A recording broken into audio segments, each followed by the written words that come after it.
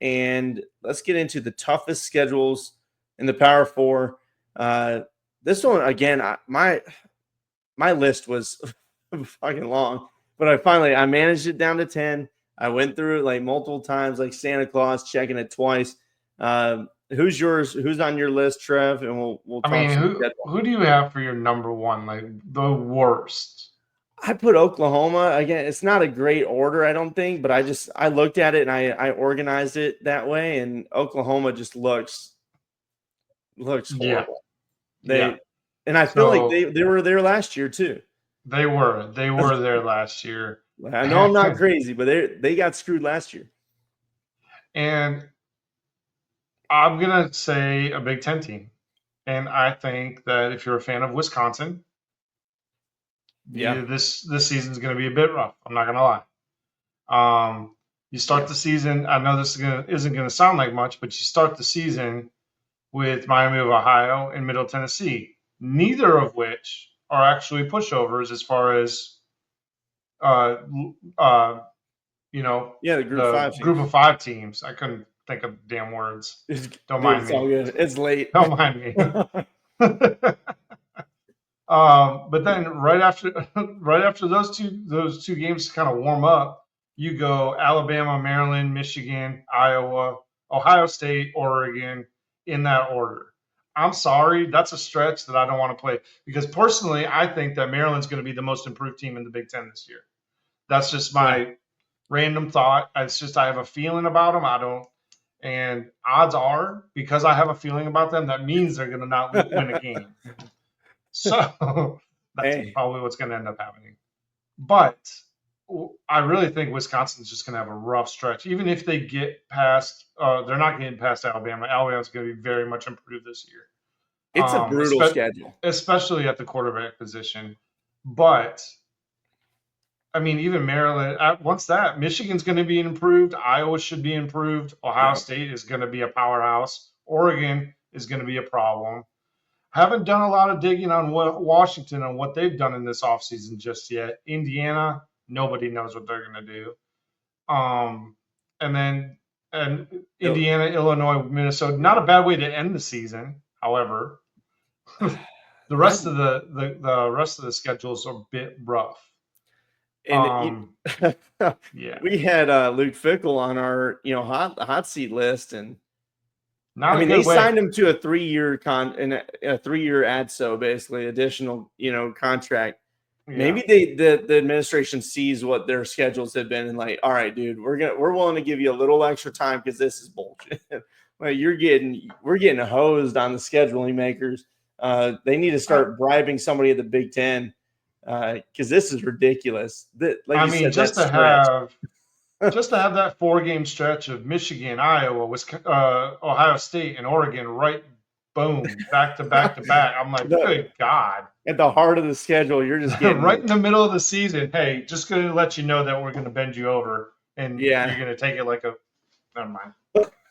I mean, it's bite the pillow. They're going in dry basically. So Put your face in the pillow and just take it like a man. I mean, this is just nuts. So yeah, they're definitely on my list. We mentioned OU. I'm gonna bring them up real quick Yep, go ahead. because again, a lot of when you talk SEC scheduling, you look at the name and you're like, oh, Auburn's gonna Yeah. be good. All these teams, you kind of you fear the name, not necessarily even the team. If they're not great, people still look at the team name. They're like, oh, holy shit, it's Right. okay. Well, I like to temper those expectations, but just because sometimes just because the team has a name doesn't mean they're going to be good. Same with USC like last year, same with whatever. In the Yeah, Big Ten, name it recognition isn't happens what every. it used to be. Yeah. So let's look at Oklahoma's because one, I think it's pretty gnarly as well. Starting off, Illinois State, they get a nice little warm up. Hopefully get Mateer, going at quarterback. But then you play Michigan in Norman, so that at least it's in Oklahoma. And then after a game against Temple, you go play Auburn, which could be an improved team, but again, we won't know until we see it. You get a bye week and then another bye week, effectively playing Kent State, who's been atrocious. It's been bad there. But then it gets tough. You play Texas. You play South Carolina team that's hungry and ready. This is a good looking team. You play Ole Miss. You play Tennessee, Alabama, Missouri, and LSU. I mean, that is a brutal 1, 2, 3, 4, 5, 7 game stretch. Like, god dang. So that's why I've got them up there. Wisconsin was on mine as well. I think Oklahoma just needs to find a NIL director and a recruiting director that can actually pull recruits, because their schedule's not going to get any easier. I mean, you have to play a lot of these teams anyway, no matter what. And if things change, they're talking about 9-game conference schedule, and whatever else happens with college football, Oklahoma, you got to figure it out and see what you're going to do with Venables, because again, that's a tough schedule. And even if they go 6-6, I mean, that could you blame them? Even if they're well coached or whatever, that's tough. So we'll see. Other schools, Trev, who else do you have on yours? We mentioned them, the good old Gators. Yep. Getting clapped. They're going to get clapped. Oh, God bless America. Hey, guess what, guys? No problem. Your easiest game is game 1. Then you have South Florida, who's not a pushover. And then you just go right into it. LSU, Miami, Texas A&M. Right out the gate, those are you know what? Just bend over. You're going to take it too. It's just this is too much. And again, they were up on the top last year when we're talking difficult schedules. But last year, and then they get a little bit of break. They get to play Mississippi State. Oh, and then after that they go Georgia, Kentucky, Ole Miss, Tennessee, and Florida State. Which, I mean, Florida State is a snoozer, but whatever. God help them if Florida State figures it out. God help them if Florida State figures out how to play football. Yeah, if they unscrew themselves, then that could be a dangerous one. But we'll see when we get there. I need to see it to believe it. When it comes to Florida's in once again. I mean, I thought with the way their season went last year, I thought they managed that massively difficult schedule last year fairly well, considering they had turmoil at the quarterback position and everything like that, where now it's more of a solidified position with DJ Lagway. And so I feel like that Florida has the potential to maybe pull off some of these upsets against maybe Texas or even against Georgia. Yeah, and Ole Miss is going through a quarterback change. Tennessee's the team that is interesting because they've got talent, but I know a lot of us aren't really sold on Nico, because he's had moments of like good games and others. He started the season great, and then it's just like, oh wait, but that's right. It's all non-coms and nobody's. It's going to be interesting to see. Like again, these teams look scary in name, but when it comes to actual, on the field, they may not be as strong. Are they still going to be good teams? Yes, I'm not saying that, but are they going to be as death-defying as it's made out just by looking at it? Mm-hmm. We'll see when we get there. So that's 3 teams that we've mentioned. Who else you got? My other team, I think I deleted the other team that I was going to do on accident, so I'll pull them up after when you were talking. So I'll go down my list. No, I got one though. I got one. My third team on my list is Notre Dame. Oh, okay. Yeah. I thought I was going to put them for like potentially an easy schedule. However, I think that they're going to have a little more trouble with some of these ACC opponents than they did last year. I think I really want to say NC State is going to surprise us. I like NC State. I want them to. I want them to be good. I want Arkansas to be good. I can't say that. I don't want Texas A&M to be good, but I want them to beat Notre Dame. Yeah. So, there's that. I think Miami, I don't know. Notre Dame to start the season against Miami, I feel like is trouble. And it's a tough start. So, the reason I picked Notre Dame, honestly, is because they don't really have the quintessential warm-up games at the beginning of the season. Basically, their entire schedule is all filled with Power 4 conference teams or Boise State. and Navy. They have Yeah. Boise State and Navy, who both were really good last year. Yeah. Now, granted, Boise lost a massively amazing player Yeah. that is going to be impossible to replace. But Boise is a very resilient team, and they always seem to find a Always. way to win. They do. So in my opinion, I really think that Notre Dame just doesn't have any breaks other than a bye week. Dude, I'm with you. That they're breaking in a brand new quarterback, Right. you know. So it's either going to be CJ Carr, the young guy. I mean, that's where everybody's pointing at from what I've been reading anyway. So we'll see what happens with that. But I mean, breaking in a new quarterback, you're going on the road to play Miami, who's got a veteran quarterback. I know people have their issues with Carson Beck. Granted, and deserved the way last year went, but that dude he's played in the highest level. He's won big games. That's going to be a tough one for Notre Dame. Their defense better be ready to go and force pressure. But then you get a bye week, and then you go straight into Texas A&M. At least it's at home this time in Notre Dame. But like you said, then kind of a softer one with Purdue. They've been really rough lately. But then Arkansas, that's a solid football team. Boise State, NC State. We'll see with them. USC, they're hoping to rebound. Boston College is an interesting one. Navy. But then Pitt, you finish off the season against Pitt and a Syracuse team that should be solid again. So I mean, it's a tough schedule. I can see why you picked them as well. That's a good pick. I think Notre Dame fans would probably agree with you. A couple of the other ones that I threw on, we mentioned them just now. Actually, I put Syracuse on as a team that's got a tough schedule. And looking at it, you start off against Tennessee. You do have two easy ones after that, UConn and Colgate. But then you play Clemson. You play SMU in there, Pitt with a solid quarterback, Miami out there, and then you got Notre Dame. So that for this Syracuse team that's got high hopes, you've got a couple of games here that are going to define your season, one early and then a couple spread out.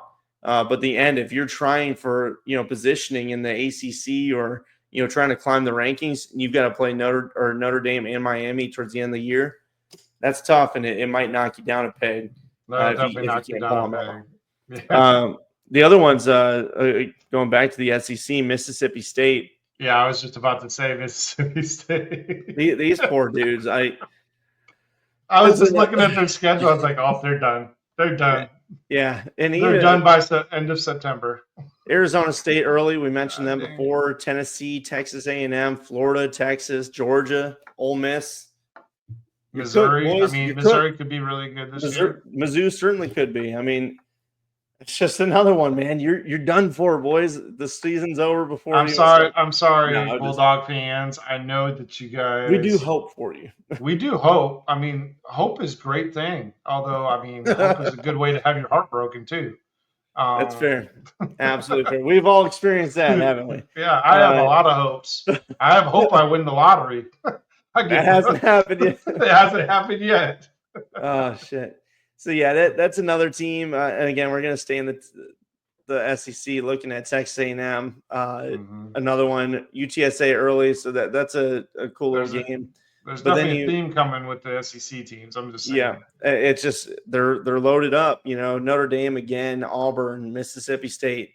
You play Florida, Arkansas, LSU. So that the ending's really. That middle from Florida State or from Florida, then Arkansas, LSU, and you can't overlook Arkansas as Texas A&M. That's a rivalry game. They don't like each other. That's specifically why I picked Mississippi State, because they still have to, in between that rough run, they have to play Arkansas. Yeah. So, yeah. And then right after the Arkansas rival, you got LSU, which is another team they hate. And then you got Missouri, South Carolina. You got your FCS team in late November, SEC fashion, and Samford, and then you finish with Texas. So, I mean, God help you if, again, you're trying for that playoff position, and then you got to go play Texas and Arch Manning. I do think Texas A&M has a chance to be better than they were last year. But, again, we got to see it. It's hard to buy in until you see it, though. This is a new coach, new culture. So we'll see. But tough schedule for Texas A&M. You mentioned Kentucky. maybe being better this year. I hope they are, but you look at their schedule again. Their schedule's not going to give them any breaks. That's for No. damn sure. Again, you start off Ole Miss in week 2, and then you got South Carolina, Georgia, Texas, Tennessee, Florida, and Louisville. Oh man. Yeah, Don't worry, Wildcats. One day you will be good. One day you'll get a a season. Maybe they'll schedule you something decent. Maybe they'll schedule you some breaks every once in a while. 10 years from now. I just, with the coach, I don't know why did I put him on the hot seat list? Maybe I didn't. Hold on. We talked about it, but we also thought that Kentucky ain't gonna mess with that. Yeah, who's better than Stoops right now that would take that job? For me, it was just because he keeps like last year he almost left to go to Texas A&M, and then he was like the 10th hour they pulled the plug, and he had his bags in his hands, he was ready to go, and they're like, oh nope, not happening. Just so I don't kidding. know. Yeah, a Kentucky fan that I'm a friend with, he's mentioned that he's like, who else could we get? Like, who's going to be better than? Like, I'm sure somebody out there's got to be, but yeah, maybe Fickle will take that job. Yeah, after he gets canned from Wisconsin. Yeah. I don't know, but Kentucky, God help you. You got a tough schedule as well. You mentioned Arkansas, another one. You're in the ringer. You got Notre Dame, Ole Miss, tough ones like you said. You got Memphis, Tennessee, Texas A&M, LSU, Texas, Missouri to finish out. You mentioned Wisconsin. We mentioned Florida. Those are 2 others on my list. We won't hit that again. My last 2 are in the Big Ten, and I just want to bring them in. Northwestern. These poor bastards. You look at this schedule. They don't even have a real stadium yet. Yeah, the new one looks pretty damn cool when it gets done. But right now, I think they're still playing on the. They're playing on the coastline. They're playing on the lake. You start off. They're going to Tulane, which I think is awesome. I love when teams in the Power 4 go down. That's awesome, just not for Northwestern. Yeah, that's a tough game. That is a tough game on the road. Yeoman's going to be packed. That stadium's going to be ready to rock. That place is going to be rocking. You get a slight reprieve with Western Illinois, and then you go straight to playing Oregon. And then you got UCLA, ULM.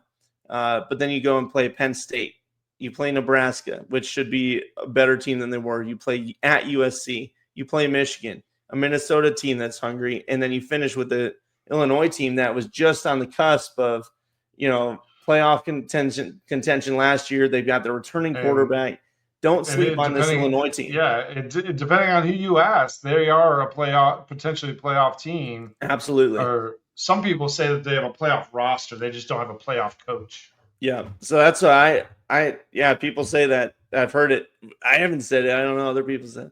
But again, you look at Tulane early, Oregon, and then you play a couple of tough ones. So I threw them in there. And the last one that I had, where are they at? I lost them. Washington. This is one that I thought was kind of tough, simply because of how big some of these teams are. You play Ohio State, Michigan, Illinois, Oregon, and then you still have to worry about going to Wisconsin. That's not easy. So Washington, hope you're ready for it. That's my 10. There's a couple other ones out there that kind of looked, intimidating. Boston College for one, Clemson, Louisville, Notre Dame, SMU, Syracuse, TCU. They're not my top, but they're, TCU. They play SMU, Arizona State, Kansas State, Iowa State, BYU. So all the big ones, they get all the big ones in the Big 12. And then the last one I wanted to bring up was Clemson. They play LSU to start the season. In Clemson, your national title, hopefuls right here. Everybody, I'll tell you what, Clemson has to make the playoff this year. Yeah, you better be ready. Week 1, playoffs, ACC title game. It's all up there for grabs. So really, that one, to start, the bookends are the toughest. LSU and then South Carolina, but in the middle, you do play Louisville. You play SMU. We'll see what Georgia Tech, Syracuse, and Florida State do. So I put them in there. But that's what I got for tough schedules. Again, let us know what you guys think. Who are you feeling's got the toughest out of the bunch? Drop it in the comments. Definitely let us know, because I'm curious to see because I mean it's wide open. Honestly, it is seriously so wide open just Yeah. because of how many teams can be considered having tough schedules, Yeah. and just as many teams that could potentially be considered to have easy schedules, but it also could turn into being a very tough schedule. Yeah.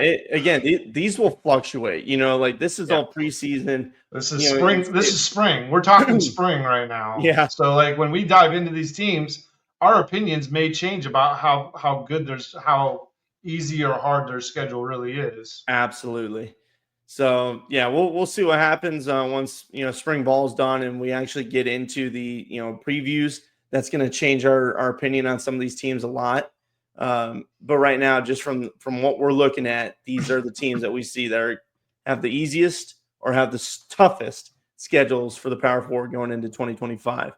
So we appreciate you guys listening to that. Again, give us your opinions.